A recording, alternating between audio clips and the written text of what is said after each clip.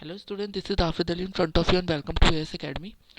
और आप लोगों को ऑलरेडी पता ही है कि हम लोग जो चैप्टर 2 था एसिड बेसिस इन सॉल्ट्स वो स्टार्ट कर दिया था, जिसके अंदर हमने वीडियो 1 वीडियो 2, ठीक है, वीडियो 1 वीडियो 2 जो है वो हमने बहुत अच्छे से कर ली है। आज जो हमारी वीडियो स्टार्ट होगी वो वीडियो स्टार्ट होगी आपकी वीडियो 3, यानी कि आज की जो वीडियो है वो हमारी कौन सी वीडियो है, वीडियो नंबर 3। ठीक है, समझ आ रहा है आप लोगों को अच्छे से? ठीक है, अब हम इसको डिलीट कर देते हैं और हम लोगों ने क्या क्या पढ़ लिया था एक बार हम उसको रिवीजन कर लेते हैं। ठीक है, जैसे कि हम लोगों ने यहाँ पर इंट्रोडक्शन ये सब पढ़ लिया था। ठीक है, केमिकल प्रॉपर्टीज़ भी हमने कर ली थी, रिएक्शंस भी कर ली थी। ठीक है, एक बार रिएक्शंस जो है वो एक बार मैं फिर दोबारा करवा दूँ आप लोगों को अच्छे से। जब भी क्या होता है, ये लिखा है how do acid and bases react with metals, ये वाली जो रिएक्शन थी ये क्या थी, इसके अंदर क्या था, जब भी जब भी क्या करते थे इसके अंदर आप एसिड एसिड ले लें, एसिड को जब भी आप किसी भी मेटल से रिएक्ट, अच्छा ठीक है, ये वो वाली रिएक्शन है acid and bases react with metal. जब भी एसिड रिएक्ट करता था मेटल के साथ तो क्या बनाता था, बताओ? सॉल्ट प्लस हाइड्रोजन गैस भाई, सॉल्ट प्लस हाइड्रोजन गैस। और it is not possible with the all the elements, ये पॉसिबल ज़रूरी नहीं है कि सारे हाइड्रोजन गैस ही रिलीज होगी सभी मेटल्स से जब वो रिएक्ट करेगा।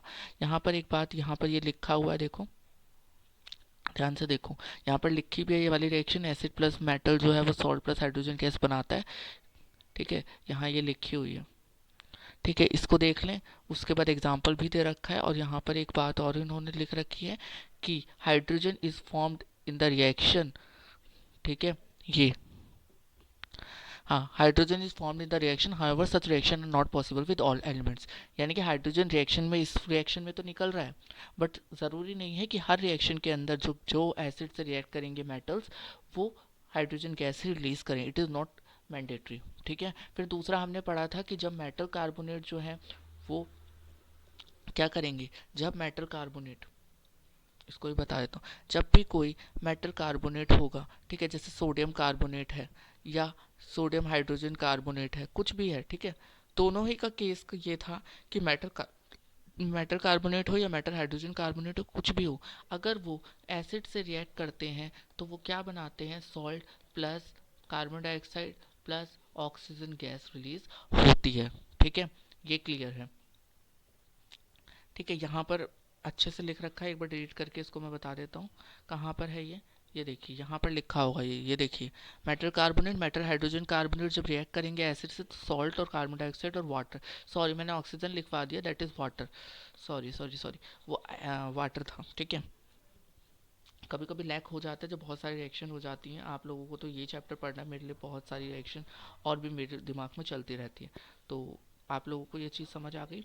ठीक है, आगे अब मैं बात करता हूँ आपकी एसिड और बेस जब रिएक्ट करते हैं किसके साथ, बेस के साथ, तो ये मोस्ट इंपॉर्टेंट रिएक्शन थी। ठीक है, ये सबसे बेस्ट रिएक्शन आप लोगों के सिलेबस के अंदर है। ठीक है, एसिड बेस के साथ रिएक्ट करते तो ये बहुत ही अच्छी थी, इसको मैं बता देता हूँ। देखो एसिड जब बेस के साथ रिएक्ट करता है तो वो बनाता है सॉल्ट प्लस वाटर। इसी रिएक्शन को हम लोग क्या बोलते थे, न्यूट्रलाइजेशन रिएक्शन, इसी को तो न्यूट्रलाइजेशन रिएक्शन कहा जाता था। ठीक है, इतना क्लियर हो गया? ठीक है, आगे अब मैं ज़्यादा नहीं खींच रहा क्योंकि पीछे की ही रिवीजन होती जाएगी, हम लोग कहाँ पर हमें स्टार्ट करना था उसको देखते हैं। हाउ स्ट्रॉन्गर एसिड और बेस, यहाँ से आज हमने स्टार्ट करना था, थोड़ा सा ऊपर, हाँ यहाँ से। ठीक है, ठीक है, आज हम इसको ये वाला टॉपिक स्टार्ट कर रहे हैं। तो हाउ स्ट्रॉन्ग आर एसिड और बेस सॉल्यूशन, यानी कि कितना स्ट्रॉन्ग और कितना जो होता है वीक होता है एक base solution. We know that acid base indicator can be use, हम लोग जानते हैं कि एसिड बेस इंडिकेटर जो होते हैं वो यूज़ किए जाते हैं डिस्टिंग्विश करने के लिए एसिड और बेस के अंदर। ठीक है, हमने प्रीवियस के सेक्शन के अंदर हमने ये भी पढ़ लिया कि डेल्यूशन के बारे में पढ़ लिया कि वो कंसनट्रेशन उसकी डिक्रीज होती है एच पॉजिटिव और ओ एच नेगेटिव आयंस के सॉल्यूशन के अंदर। ठीक है, फिर इसके अंदर ये क्वेश्चन पूछ रखा, can we quantitatively find out the amount of these ion present in a solution, can we जज हाउ स्ट्रॉन्ग और बेस इज, यानी कि कैस कितना एसिड और बेस जो होता है वो कितना ज़्यादा स्ट्रांग होता है। ठीक है। तो इसके बाद अब देखो हम लोग नेक्स्ट ये वाला टॉपिक पढ़ लिया, अब हम नेक्स्ट जो टॉपिक है वो पढ़ रहे हैं। वी कैन डू दिस, हम कर सकते हैं by making use of a universal indicator, यानी कि यूनिवर्सल इंडिकेटर है उसका यूज करते हुए हम ये सब कर सकते हैं। Which is a mixture of several indicator, जो कि क्या होता है, बहुत सारे indicator. Universal indicator is a mixture of several indicator, ठीक है। और यूनिवर्सल इंडिकेटर के अंदर क्या होते हैं, डिफरेंट कलर शो किए जाते हैं, different concentration of hydrogen ions in a solution. तो इसको जो है हम लोग हाईलाइट कर लेते हैं, ठीक है। यूनिवर्सल इंडिकेटर अगर कोई पूछ ले तो हम उसको आसानी से बता सकें कि यूनिवर्सल इंडिकेटर क्या होता है। यूनिवर्सल इंडिकेटर जो होता है एक मिक्सचर होता है सेवरल इंडिकेटर्स का, और यूनिवर्सल इंडिकेटर जो होता है शो करता है डिफरेंट कलर्स और डिफरेंट कंसंट्रेशन जो होते हैं हाइड्रोजन आयंस के एक सॉल्यूशन के अंदर।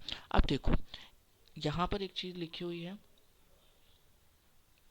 हाँ, कि एक स्केल होता है जो मेजर किया जाता है हाइड्रोजन आयन कंसंट्रेशन का एक सॉल्यूशन के अंदर, उसको हम पीएच स्केल बोलते हैं। पीएच स्केल तो आप लोगों को पता ही होगा, ठीक है। पीएच स्केल, पीएच पी जो होता है पीएच स्टैंड्स के अंदर वो होता है पोटेंश के लिए। पीएच जो है उसके अंदर जो पी होता है वर्ड वो होता है पोटेंश के लिए, जो कि जर्मन का वर्ड होता है जिसका मतलब होता है पार। POVER, कुछ लोग पावर बोलते हैं कुछ पार बोलते हैं, it depends on the pronunciation but the spelling is same. On the pH scale हम क्या करते हैं, पीएच स्केल पर हम मेजर करते हैं पीएच 0 से 14 तक। जीरो से हम लोग जीरो से स्टार्ट करके इसे 14 तक ले जाते हैं, ठीक है। जीरो जो होता है वो क्या होता है, सबसे ज़्यादा एसिडिक होता है, और जो 14 होता है वो सबसे ज़्यादा बेसिक होता है, इट इज़ क्लियर, एल्कलाइन होता है। pH should be thought of simply as a number which indicate the acidic or basic nature of a solution. Higher the hydronium ion concentration, lower is the pH value, यानी कि जितनी ज़्यादा hydronium ion concentration होगी उतना ज़्यादा उसका pH value जो होगी वो कम होगी। अब हमने एसिडिक सबसे ज़्यादा बता दिया, बेसिक सबसे ज़्यादा बता दिया, ठीक है। बट इसके अंदर अब हमें क्या करना है, जहाँ हाँ ये वाला पैराग्राफ है ना, हाँ ठीक है। तो अब इसके अंदर क्या लिखा है, पीएच जो होता है एक न्यूट्रल सॉल्यूशन का वो 7 होता है, जो सबसे बीच में आता है ये वाला जो है ये सबसे ज़्यादा एसिडिक हो गया, और ये वाला जो है वो सबसे ज़्यादा बेसिक हो गया, राइट। और ये जो होता है ये बीच का होता है, इसको हम बोलते हैं न्यूट्रल, यानी कि ये जो होता है वो ना तो एसिडिक होता है और ना ही बेसिक होता है। इट इज़ क्लियर, ये क्लियर हो गया अच्छे से।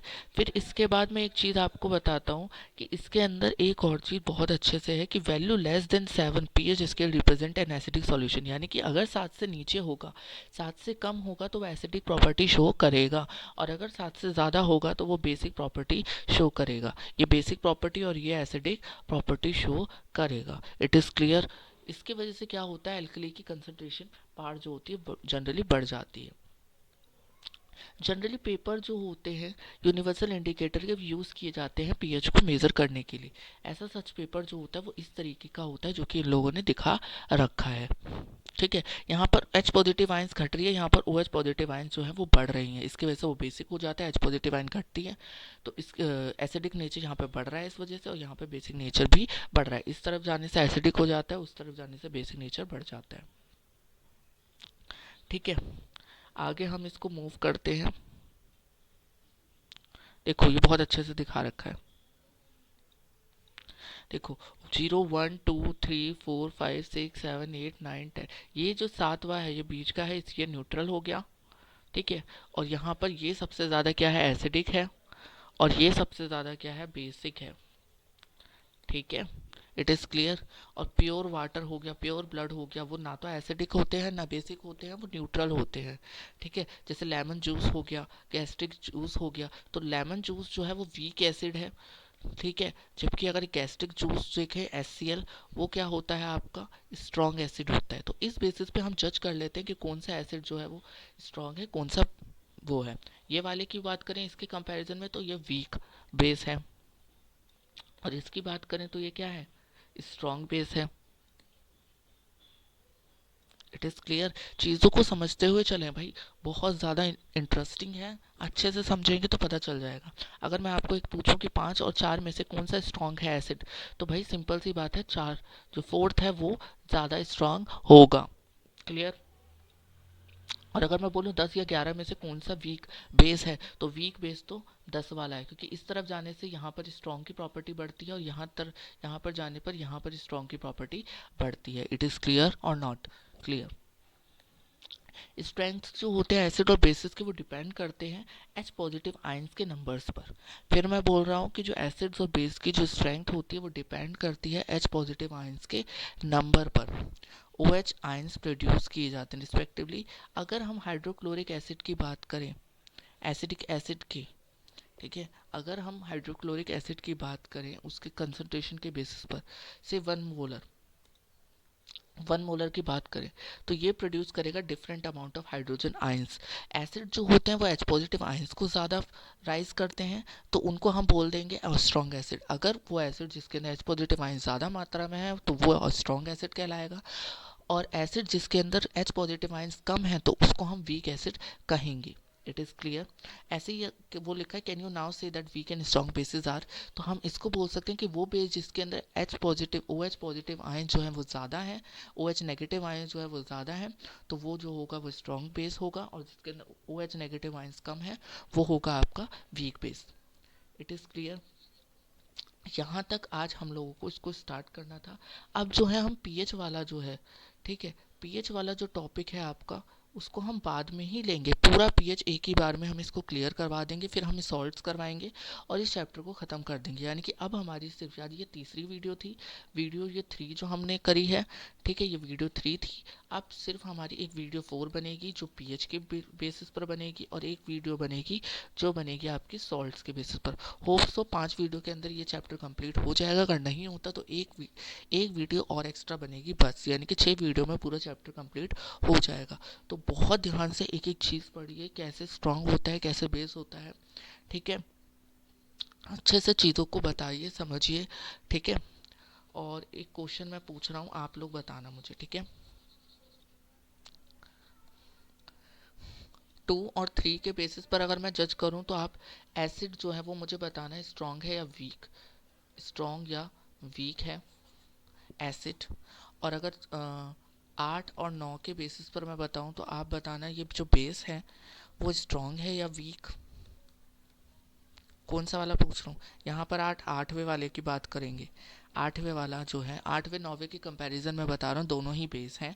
तो मुझे बताना है, आपको बताना है कि 8वां जो है वो स्ट्रांग है या वीक, और 9वां क्या है वो स्ट्रांग या वीक, ठीक है।